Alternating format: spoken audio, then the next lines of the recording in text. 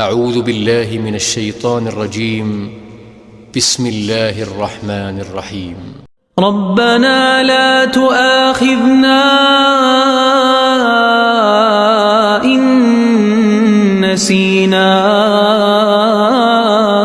أو أخطأنا ربنا ولا تحمل علينا إصرا كما حملته على الذين من قبلنا ربنا ولا تحملنا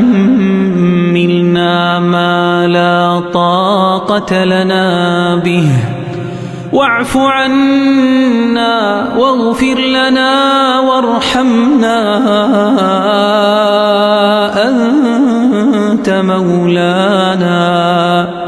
أنت مولانا فانصرنا على القوم الكافرين.